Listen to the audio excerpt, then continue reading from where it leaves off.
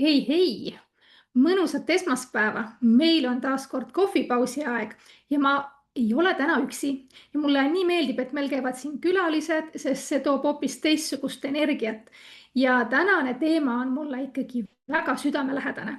Nimelt ikka, kuidas need rahaasjad korras hoida nii eraisikuna kui ka ettevõtjana. Pealkirjas on küll assistent, aga see kulub marjaks kõigile ära. Nii et tere tulemast, Heidi Blumberg, meile seda teemat siin natukene valgustamas, arutlemas ja elage kommentaariumis kaasa, mis mõtted teil tulevad, siis me saame siit kohe vaadata. Ja mul on hea meel täna siin olla, nii et ilusat esmaspäeva kõikidele või kui sa järgi vaatad, kindlasti kommenteeri ka. Ma räägin natuke oma taustast ka, et tegelikult ma olen Tartu Ülikooli rahanduse magister, nii et minu kauge taust läheb sinna, kus ma õppisin tegelikult pearaamatupidajaks, on ju, kuskil paarkümmend aastat tagasi. Ja kui ma hakkasin tegema oma äri, siis ma märkasin üsna palju, et väga paljud on väga õhinapõhised ja neil ei ole tegelikult sellist strateegiat asja taga, ei erarahades ega ka ettevõtte rahaasjades. Ja ma olen see on nagu midagi, mis mind hästi sütitab, sellepärast et ma näen, kuidas naised teevad vigu rahaasjades tihti tulevad need emotsioonid mängu. Tihti tulevad sellised asjad mängu, mida me hakkamegi siin ilmselt õnnele ka täna natuke põrgatama. Ja ma arvan, et kõikidel on huvitav seda kuulata, sellepärast et raha on üks osa nagu väga oluline asi sinu ärist, sinu strateegiast, kõigest sellest, nii et ma arvan, et meil tuleb täna põnev kohvipaus. Ja see sinu taust on hästi põnev ja kohe, kui sa ütlesid emotsioonid ja need asjad tulevad mängu kõik, siis üks on minu jaoks selge. Eraisiku rahakott on eraisiku rahakott ja ettevõtte rahakott on ettevõtte rahakott. Aga sealt ma tean ka, et tegelikult hästi palju läheb juba kuskilt lappesse, et justkui on üks pada. Aga jah, minul on ka selles mõttes, kuidas ma virtuaalse assisteerimise juurde jõudsingi tänu sellele, et mul oli ka seesama raha teema, et mina tahtsin endale lisatulu teenida. Ma ei oska nüüd öelda, et kas mul mingi strateegia seal taga oli, ma lihtsalt teadsin, et ma tahan, et mul oleks mingisugune puhver, et igaks elujuhtumiks. Just, et igasugune segadus rahaasjades toob stressi ja piirab valikuid ja ma näengi, et kui paljud naised tahaksid oma töökohta vahetada või elukohta vahetada või olla lihtsalt lastega kodune, aga lihtsalt ei ole nagu see ressursse. Mina olin enne, kui ma alustasin oma ettevõtet nüüd 9 aastat tagasi, mis online koolitusi pakub, ma olin 14 aastat kodune ema. Nii et mõtle, kui pikalt ma olin kodune ema sellega, et ma nagu ja siis ma hakkasin ettevõtet tegema ja mul oli vau, et kuidas see kõik käib, on ju, kuidas see kõik käib inimeste silmis, et miks nad ei tee neid asju, on ju, ja sealt tulebki väga palju seda, et see teadlikkus, et täpselt nagu sa ütlesid Õnnele, et eraasjad on eraasjad ja firmaasjad on firmaasjad, aga ma ütlen ka, et vahepeal on vaja ka, mina olen oma firmale korduvalt nii-öelda laenu ka andnud, on ju, et midagi soetada, teha mingeid sissemakseid mingisse mentorlusprogrammi või koolitusprogrammi. Nii et seal on ka nagu seal mingid ümberminekud ja asjad, et mida sa nagu näed, et kui seal on ikkagi ROI on ju, return of investment on ju, sa paned raha sisse ja saad topelt tagasi, see oleks lausa rumalus mitte neid asju teha, on ju. Jah, selles mõttes küll, aga kust on kõige lihtsam alustada? Mulle tundub, et inimesed ütlevad, on ju, et ma käin 8-5 tööl, mul on lapsed, mul on veel 100 erinevat asja sõltuvalt sinu peremudelist. Meil lihtsalt ei olegi võimalust kuskilt mingit lisatulu teenida. Alles hiljuti ma Facebookis ühes kommentaariumis nägin ka, et inimesel on tekkinud võlad ja justkui ei olegi seda võimalust kuskilt alustada. Ja et ma näen seda ka on ju oma töös palju, et kuidas kõik ju algab üldse sellest mindset'ist, et kas mul tõesti ei ole üldse mitte mingit võimalust, mul ei ole ühtegi tundi, et hakata nagu panustama, sest tegelikult me tihti mõtleme, et vot, et selleks, et näiteks midagi teha, sul peab olema mingi väga palju erinevaid oskusi, sa pead kõiki neid asju oskama, on ju, kõiki neid 20 asju, mida üks korralik virtuaalassistent teeb, on ju, aga tegelikult näiteks minu ettevõttes on väga paljud assistendid teevad ainult ühte töölõiku. on ju. nii et võib-olla õppida selgeks see üks töölõik, on ju, ja täiesti asukoha vabalt, ma ei ole kolme oma tiimiliikmed üldse kordagi päriselus nagu kohtunud, on ju. et kõik on nagu väga palju siin kahe kõrva vahel kinni, et mida sa võid teha, et on asju, mis isegi ei vaja väga palju väljaõpet, mida saab tegelikult virtuaalassistent teha. nii et ma arvan, et kõikidel meil on ressursse, lihtsalt milliseid valikuid me teeme, et mina näiteks viimase nädala jooksul ei ole kordagi televiisorit vaadanud. mitte ma seda ei tahaks teha, aga ma lihtsalt ei ole kodus olnud siin. mul ei ole olnud sellist hetke, et televiisorit vaadata. ma ei ole ka viimase nädala jooksul ühtegi raamatut lugenud, onju, aga see on lihtsalt see, et see on ajutine, kui mul on aega või ma planeerin seda tegemist, siis ma loen raamatuid, onju, ma vaatan ma ei tea, Midsommar võrmasid või mingit Netflixi või ma kõike seda teen, onju. aga lihtsalt see ongi see, et ma ajutiselt võtan ennast kokku, et ma saaksin selle olukorra lahendatud. Et mul oli täpselt samamoodi, et sa tõid praegu välja, et virtuaalassistendina sa ei pea kõiki asju oskama. mina tegelikult alustasin üldsegi omaenda tööandjast ja ma küsisin, et kas on midagi, mida ma saan teha lisaks põhitööle ehk siis pärast tööaega. ja samamoodi nagu sa ütlesid, et ma korraks võtan sealt mugavustsoonist ennast välja ja tõesti, ma läksin hommikul kell 6 töö juurde, et teha ettevalmistused selleks, et ma saaksin õhtul siis kodus seda lisatööd teha ja raha teenida. see mindset'i muutus on hästi oluline. et me kogu aeg ütleme jah, et meil ei ole seda aega, aga kui me võtame kätte, palju me scroll ime kuskil ja noh, samamoodi ma võin öelda, et mõnel päeval vaatan võib-olla 4 tundi oma krimkasarjad ära ja siis on kõik ja järgmised päevad ma teen fookusega tööd, on ju.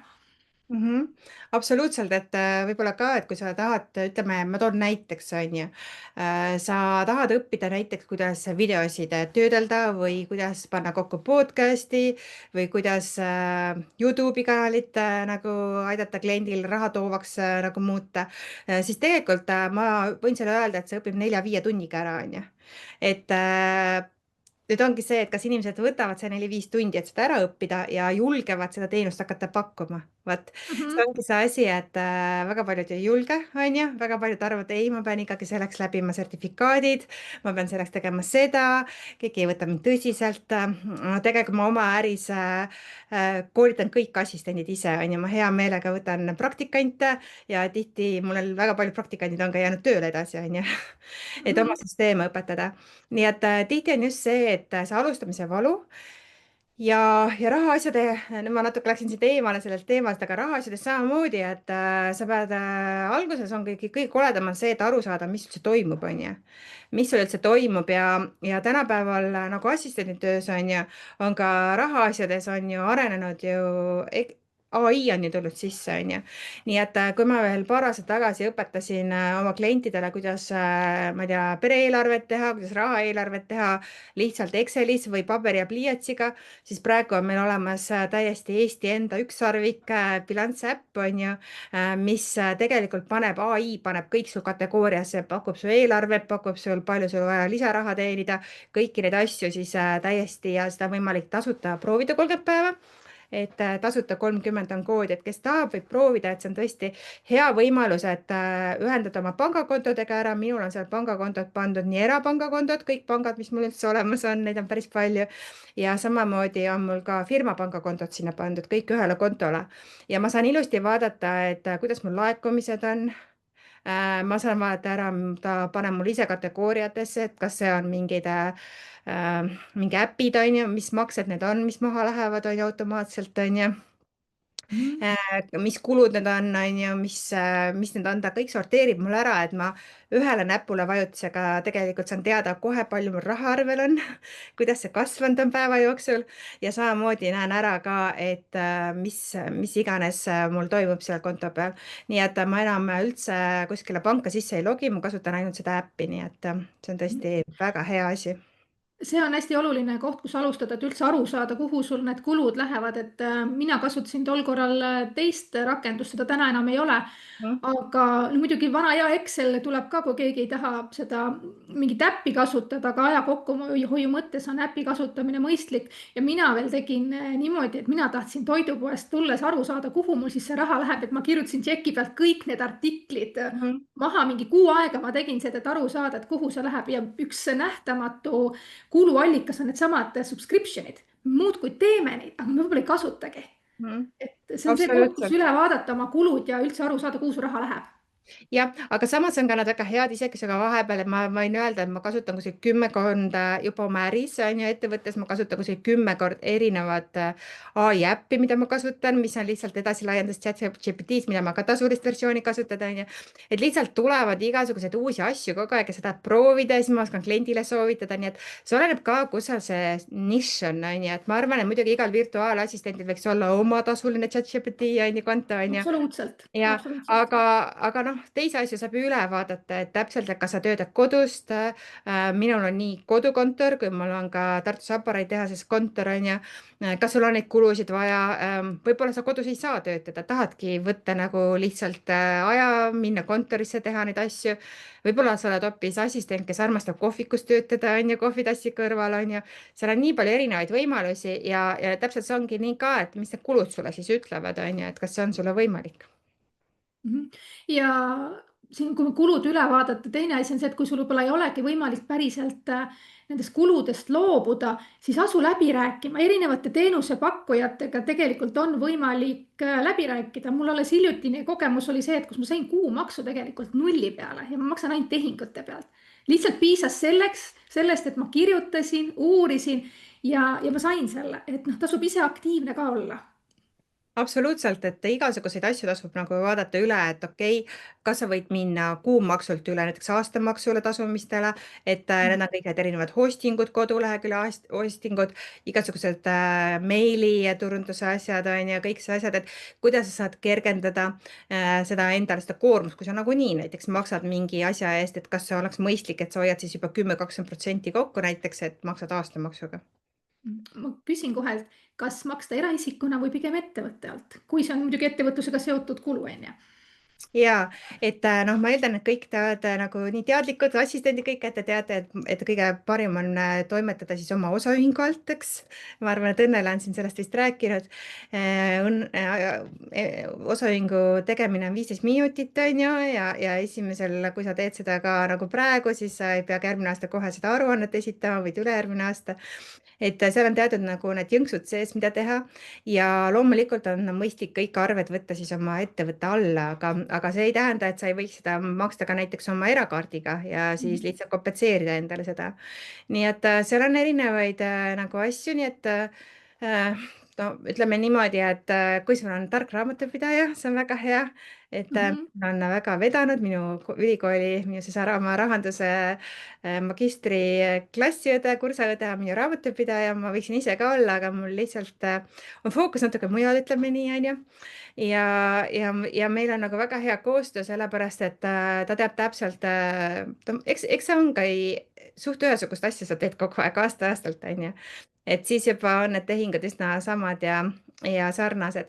ja ma soovitan jah, et alati on võimalik alguses on vaja see firma ikkagi ära asutada, onju, ja siis sa saad juba rääkida raamatupidajaga, et millised kulud sa siis jätad sinna firmasse ja millised mitte ja ega seda ka ei ole väga hea, et paisutada neid kulusid väga suureks sellele firmale, onju, kui sul seal seda müüki taga ei ole, et sellest mingit Absoluutselt. kasu ei ole, onju. nii et Ja. lõpuks taandub ikkagi sellele, et kõik see raha peab ju kuskilt sisse tulema ja kust ta siis tuleb, on loomulikult teised inimesed, on ju, on nad siis ettevõtted või erainimesed, erakliendid. et see väga palju läheb ikkagi selle peale, et mis on need müügitegevused, mis on see kliendi tracking, mida sa teed, mis sul toimub üldse seal äris, on ju. Siin vahepeal on seoses äpiga tulnud küsimus, et kas ma selle äpiga saan teha plaani ka, näiteks, et tahan autot osta, kas äpp arvestab mu sissetulekut, väljaminekut ja palju alles jääb ning palju vaja veel auto jaoks näiteks raha koguda. mina ise ei ole seda funktsiooni kindlasti kasutanud, ma mõtlen, et ma korra vaatan lahti ja minu arust ta seda midagi sellist ei tee, et ta sul mingit sihtmärki hakkab koguma. et ta annab sul pigem seda analüüsi, ta annab sul erinevates värvides, kuhu su raha on näiteks läinud, kategoriseerib seda kõike. mul on veel lisaks enda arvetele ka mu nooremate laste arved jooksevad siiani ja ma tegelikult ütleme nii, et ma näen ka, mis nemad oma hea on välja vaadata, et kui palju koolipuhvetis raha kulub ja kus mujale läheb, et ta on pigem selline ikkagi planeerimise asi, et sa saad nagu eelarvet planeerida, aga ta otseselt ei track'i, et vot, et autoks on nüüd puudu nii või naapidi, et seda sa pead mingi teise vahendiga tegema. Ja siis see kommentaariumis on läbi käinud see, et ettevõtte asutamise riigilõivu saab tegelikult endale tagasi hüvitada. Jaa, Ja sa ütlesid, et kui on absoluutselt. hea hambaarst, issand, hea raamatupidaja, siis minul kohe virtuaalassistendina tuleb mõttesse see, et see minu hästi paljud virtuaalassistendid tegelikult pakuvad ka raamatupidamisteenust, et ülihea on tegelikult, kui sa saad sealt sellise nutika raamatupidaja, kellele ma ei pea piisavalt palju selgitama, et vot see on selle jaoks, vaid ta juba oskab ise märgata ja oskab võib-olla mind ka paremini suunata. Et meil on olemas küll selliseid raamatupidajaid, ma kohe näen, et kommentaariumis ja, Triin, ja, ma ja pean kui kohe sa ära oled nagu, nimetama. sa oled täiesti algaja, siis sa võid lihtsalt oma tšekid ja kõik kokku kolida ja siis, kui sa lähed ühel hetkel see raamatupidaja juurde kuskil aasta pärast, siis sa võid lihtsalt talt küsida korra seda konsultatsiooni. Et see ei tähenda ka, et sa pead endale kuidagi palgale selle raamatupidaja võtma või igakuiseid arveid hakkama talle maksma, on ju, et see ka on hästi selline vale mõtteviis, mida ma näen, et paljudel on. Ja ei, absoluutselt, et ettevõtte asutamine on lihtne ja tegelikult ega selle ettevõtte poole pealt ei ole ju nii palju erisust eraisikuga, et ühtemoodi pead vaatama, kuhu su raha läheb, palju sul raha sisse tuleb, et ettevõtjana on see, et ma saan panna ju selle kuludesse, aga tihti unustatakse ära see pool, aga selleks, et ma kulusid välja saaks võtta, ma pean seda tulu teenima, millest sa ka rääkisid. Ehk siis Just. samamoodi sa pead leidma need tuluallikad nagu ka eraisikuna, kui sa tahad oma sissetulekut kasvatada, kas sa lähed siis tasuvama palgatöö peale või hakkad lisasissetulekut looma endale. Et Just. täpselt sama asi on.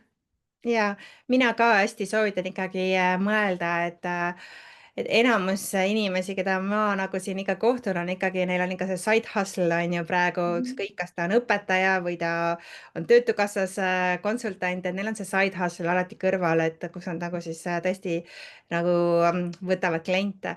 Nii et ma arvan, et ükskõik, mis valdkonnas sa oled, ma arvan, et sul on alati võimalik teha see side hustle'ing kõrval ja kui ta on piisavalt suur, nagu näiteks sul õnnel on ju, et sa alustasid seal pihta, et sa said tulla siis nagu tõesti palgatöölt ära, on ju. Aga see eeldabki seda, et sul on kõigepealt see süsteem, on ju, et sa kõigepealt tead, et mis oleks see summa, mida ma peaksin teenima, et ma saaksin oma eesmärki täita, eks ole. Mis on see summa, et ma saaksin kodus töötada, on ju, ja näiteks mu kohustused oleks kaetud, on ju. Ja ma ikkagi rõhutan siin seda ka, et ära tee võib-olla enne neid radikaalseid samme, kui sa ei ole endale mingit puhvrit kogunud. Mingi Mhm. puhver peab sul ikkagi olemas olema, et sa saaksid niisuguste ootamatustega toime tulla. Mhm. Ja sest eriti hea on nagu seda teha tõesti, kui tõesti on riigipoolne tugi, eks siis on siis ka see vanemahüvitis või suure pere hüvitis ja ma näen väga paljud emad julgevad tänu sellele rohkem nagu riske võtta, on ju, et neil on mingi selline back taga, et võib-olla siis kasutadagi seda aega, kui sul see on see tugi, et tõesti näpsata sealt mõned tunnid nädalas, et proovida seda käivitada siis seda oma süsteemi ja võib-olla sa leiad siis tõesti üks-kaks väga head klienti, kes mul on palju ma olen näinud palju lugusid, kus tõesti sul ei olegi vaja neid kliente kümneid, on ju. Piisab ühest väga heast kliendist ja tegelikult sa juba ei pea palgatööle tagasi minema. Täpselt nii ongi, et sa pead ise olema avatud, et issand, mis ma tahtsin, mul jooksis kokku korraks. No läks see mõte, et need sammud ongi siis, eks ole, vaata oma tulud-kulud üle. Vaata võimalusi, kuidas sa endale lisatulu saad tekitada, tõesti alguses põhitöö kõrvalt. Mis sa veel tood välja? Ja et ma soovitan ka, et eriti assistendi puhul, et tõesti määra igale tööülesandele või kliendile või projektile nii-öelda oma fail või tasku, nii et sa näed, et kuidas on see tasuvus, et näiteks mina nagu olen teinud, ma olen ise LHV suur fänn, on ju, kasutaja, et mul on nii erakontol kui ka firmakontol on mul mitmeid erinevaid kontosid, et see on tasuta sul seda hoida. Ja ma näiteks olengi pannud näiteks ma ise viljelen seda Profit First kasumisinase süsteemi, et ma alati selle kindla summa, mis ikkagi Eestis on see päris suur, see 24%, ma kannan selle ette endale, et kui kuu lõpp on ju, et mul on ta kindlas kohas või siis igasugused sotsiaalmaksud 10. kuupäevaks, et mul raamatupidaja täpselt teab, et see raha nüüd ongi, et ta võib selle ka varem ära maksta, et see ongi selleks ette nähtud raha, on ju. ja samamoodi mu erakontol, samamoodi mul on erinevad nii-öelda taskud, on ju, et siis on sellised igapäevased kulutused, milles ma siis käin poes, on ju, käin väljas söömas, on ju, teen mingeid asju ja siis on mul teised kontod, mis on siis seotud juba investeerimisega, mingid teised üritused, mis ma teen, on ju, fun, on ju, kõik sellised asjad, on ju. nii et ma räägin sellest kindlasti ka kolmapäeval webinaril, et kõik on ka oodatud ka tasuta webinar kolmapäeval rahaasjade restart uueks aastaks. et kui siin keegi tunneb, et vot, et tahaks natuke rohkem süsteemselt näha, mida ma süsteemselt nagu räägin, sest täna meil on selline kohvipaus on ju ilma slaidideta, aga mul on kindel süsteem siis, mida ma olen oma klientidele õpetanud, et kuidas seda raha siis ikkagi matemaatiliselt jagada, et kõik oleksid lõpus nagu rõõmsad, et kes soovib liituda, siis www.heidiblumberg.ee restart on see link, et ma panen pärast siia siis alla ka selle. see nõndanimetatud taskute süsteem toimib väga hästi, sest minul oli ka seesama, et kasum esimesena, kui nii ettevõtte puhul kui ka siis eraisiku puhul palgapäev oli, siis kindel summa läks kohe kõrvale. Ja mina soovitan, et kui sa teed mingi eraldi konto, siis ära sinna kaarti juurde teha. Sul ei ole vaja seda kaarti, eriti kui sa teed seda veel puhvri kogumiseks, eks ju. Mida keerulisem sul seda raha välja võtta on, seda paremini see raha sul seal püsib. Siin on vahepeal tulnud küsimus, et kas ettevõte saab teha lepingu ja arve eraisikuga, kellelt teenust võetakse. Ma saan aru, et siis siin on mõeldud seda, et kui teenust osutab eraisik. No ikka saab, jah. Et saab ka siis eraisikuga, aga siis on jälle need maksuküsimused, kas ta annab, põhimõtteliselt on siis vaja ju leping võtta, et ta ikkagi maksab, see eraisik maksab siis need vajalikud maksud, mis tal vaja on, või ta tegelikult 5000 eurot võib ka maksuvabalt, eks ole, Eestis saada aastas sissetulekut, on ju. et see on kõik selle taha, et kas, kuidas see inimene, et sa siis usaldad, et see inimene on ju kõik deklareerib õigesti. aga osaühing on jah, parim, kõige lihtsam viis, mida ma tean, et kõik ettevõtted väga nagu hindavad, on ju, et kui on assistendil siis osaühingu võimalused, ta võib selle arve väljastada. no LHV-l on ju ka ettevõtluskonto, mida eraisikud tegelikult saavad ju kasutada, aga siin on hästi oluline koht jälle kommunikeerida siis sellele kliendile, kellega sa koostööd teed, et seal ei oleks segadust just nimelt nende maksudega. just, et see teeb kliendile rohkem kohustusi, kui on see ettevõtluskonto. Nii, vaatan korraks, kas on veel tekkinud siin küsimusi. Et dokumendid jah, alles hoida ja raamatupidajale siis kas või aastas korra, kui ei ole väga suurt mahtu, saab need esitada ja üle vaadata lasta. Aga mis me siis kokkuvõtvalt ütleme? Vaata, kuhu su kulud lähevad. ja et kokkuvõtvalt võib-olla ongi see, et kõigepealt mõtle, et kui palju sul üldse on vaja seda tulu, et sul see kogu see energiakulu, kogu see asi, mis sa siia mingisse asjasse paned, et palju sa soovid üldse nagu endale, palju sul on vaja raha, ütleme siis nii, palju sul on vaja seda raha tekitada ja siis sa saad väga lihtsalt juba vaadata, et mis on sul tunnitasu näiteks, kui palju üldse, kui palju sul ressurssi on neid tunde nagu anda, on ju, et ma ei saa ennast müüa välja, kui mul ei ole lihtsalt ressurssi, on ju. mul ei ole nagu võimalik, et kui näiteks ma hästi soovitan sellist harjutust, et tee endale täiesti tavaliselt paberile, lihtsalt joonista välja oma kõige ideaalsem nädal ja vaata, et kui palju sul siis tegelikult sinna kliente mahub. jah, minul üle 5 kliendi nädalasse ei mahu, on ju, et reaalselt, et kui mul on kliendid, kes iganädalaselt on või üle nädala, siis ma ei saagi väga palju rohkem sinna võtta, eks. nii et sellest sõltuvalt juba ju sõltub minu tunnihind, on ju, sõltub sellest, et kui palju ma üldse saan uusi kliente võtta, kui palju ma üldse reklaami teen, sest väga paljud reklaamivad ennast välja, aga tegelikult neil ei olegi ressurssi, et seda klienti sellisel viisil nagu toetada, nagu see klient vajab, on ju. et sa peadki mõtlema, et ja kas kliendile see sobib, et näiteks kui sul on väike laps, kas su kliendile sobib, et sa näiteks õhtuti töötada või öösel või nädalavahetusel, et see on ka selline katse-eksitusmeetod, et mina näiteks ei tööta õhtuti, mina peale 4 ei tööta, ma nädalavahetustel ei vasta Messengeris, võib-olla loen seda, aga ma kindlasti ei vasta. et see ongi see, et milline su klient on ju, ja kuidas see koostöö siis nagu hakkab nagu minema, on ju. aga näiteks hommikuti ma alustan tihti, ma ei tea, kell 9 on ju tööpäeva, mulle väga sobib just hommikuti näiteks suhelda, et see oleneb ka väga palju, et väga palju see kliendisuhe on ka selline rätsepa ülikond, on ju.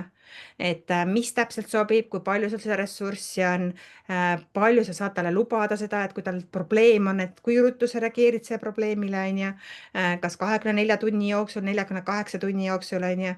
see kõik mängib nagu tegelikult ka hinnas nagu hästi palju kaasa. see ongi see koht, kus sa kõigepealt pead vaatama peeglisse, paika panema selle, kas sa teed seda põhitöö kõrvalt, kas sa teed seda väikeste laste kõrvalt, palju sa üldse tahad oma seda vaba aega sinna lisasissetuleku alla panna. Jah. Et iseendast, ikkagi iseendast algab kõik ja siis sa saad alles võtta need kliendid, sest mina alustasin ka ju põhitöö kõrvalt, teades, et ma saan seda pakkuda siis õhtuti pärast kella 5 või nädalavahetusel, ehk siis ma otsisingi kliente, kellele oli see okei, et nad ei tahtnud mind kellaajaliselt ja see on. Ja võimalusel tee siis, kui sa juba hakkad sinna seda assisteerimist tegemist, tee oma klientidega ikka pikaajalised lepingud, eks. Et mul on kõikidega ikkagi sellised jooksvad lepingud ja need tunnid erinevad kuult kuule, sellepärast et ka, et kuidas temal on võimalik, on ju, et kas siin on näiteks laste koolivaheajad, tihti inimesed käivad reisil, on ju. See on ka minu enda küsimus, et kuidas mina nagu üldse, kui palju ma kättesaadav olen, on ju. Et tasub endal kõigepealt selgeks ka rääkida alati see, et mis on see kohustus, mida sa võtad, on ju, ja kas ära võta neid kohustusi, mida sa ei suuda täita, on ju. Ja vastavalt see kohustusele sa saad juba ette planeerida ka, et kui sa näiteks lepingusse teed, et sa teed näiteks 60 või 100 tundi kuus näiteks, on ju, kliendile, sa saad juba ju arvutada väga lihtsalt ka juba, et mis see summa sealt tuleb, on ju, igakuiselt, on ju. Ja see summa, mis sul siis tuleb, siis see oleks vaja siis õieti kategooriatesse panna, et sa näed, et esiteks oleks su kulud kaetud, et oleks su põhiasjad kaetud, et ei tuleks üllatusena, et sa tead ette planeerida, et näiteks ohoh, et domeeni aastamaks läheb näiteks detsembris maha, on ju. Et sellised planeerimised on hästi olulised sulle endale, et ei toimuks selliseid peast kinni hoidmisi, jah. ja seda ju ka eraisikuna me kõik teame, millal lapsed lähevad kooli, millal nad lähevad lasteaeda, millal on jõuluüritused, millal on reisid, ehk siis on hästi palju võimalik endal ise ette planeerida ja kasvõi siis osade kaupa kuhugile koguda neid rahasid, et sul ei tuleks seda järsku sihukest pommuudist, et mul on vaja nüüd, ma ei tea, 200-300 või et nüüd jõulud tulid, et ma pean hakkama jõulukinki ostma. et see on ikkagi Ja. planeerimise koht. Et selleks ongi väga hea just praegu, sellepärast et praegu on üldse ettevõtete tippaeg on november-detsember, et kui sa vähegi arvad, et sa võiksid ennast panna katsetada assistendina, siis tee oma oskuste audit. Absoluutselt. Õnnel on siin nii suurepärane grupp, see Eesti virtuaalsed assistendid, et pidevalt on ju võimalik, reklaamikolmapäevad otse seinale saab jagada oma pakkumisi, et ole julge ja ütlegi, et vot, mul on hea meelega toetan kedagi näiteks 5 tundi nädalas või 2 tundi nädalas või tund aega nädalas, on ju, et kuidas keegi on, et inimestel on väga erinevad vajadused, jah. Nii, me oleme juba pool tundi praegu lobisenud. Ma loodan, et te saite siit väga palju mõtteid, kust alustada ja minge Heidi webinarile, kus te saate veel põhjalikumalt oma numbrid, asjad paika panna ja minnagi uude aasta vastu selliselt, et sa tead, kuhu su rahad lähevad, sa tead, palju sul vaja on ja palju sa oled valmis üldse ise panustama sinna. Mõnusat Ja, esmaspäeva jätku ja Heidi. ja ma ütlen ka lõppu, et kõik, et siis ärge unustage, et tasuta 30 annab 30 päeva Ja. tasuta, et sa võid seda ise katkestada, nad 2 päeva enne. Mihkel mulle ütles, et nad saadavad meili kõikidele, kes neil proovi ajal on, nii et ei ole ka seda, et see kuidagi salajase raha läheb sul maha, et enne saadab sulle kirja, et sa tahad jätkata. Et isegi selle 2 nädala, 3 nädala raha jälgimisega sa saad palju rohkem teada. Sa saad tasuta oma kontot siduda sellega, saad vaadata oma käitumisi, mis sul on. Sa näed ilusti välja, millal see nii-öelda see libastumine toimub sul. Võib-olla õhtuti, võib-olla hommikuti, võib-olla see tanklakohvi on see valus asi, mis teeb seda eelarvet. Nii et see on selline hea asi, kus endale nagu otsa vaadata ja vaadata, et aga mis oleks, kui ma näiteks järgmine kuu seda ei teeks. jah, täpselt. Nii et head ülevaatamist. Jah, aitäh Tšau. sulle. Tšau.